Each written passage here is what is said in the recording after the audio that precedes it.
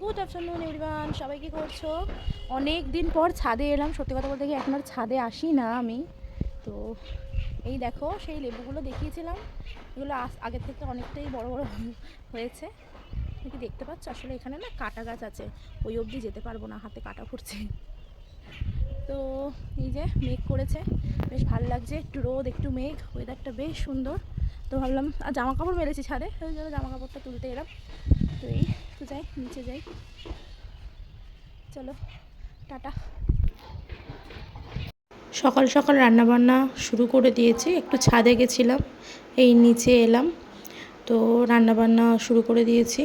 তো আর ভিডিওটা কন্টিনিউ করতে পারিনি, তো মেয়ের তো জ্বর তোমরা জানোই, তো ওকে নিয়ে একটু ব্যস্ত ছিলাম। তো চলো দেখিয়ে দিই আজকে দুপুরের লাঞ্চে কী কী আছে।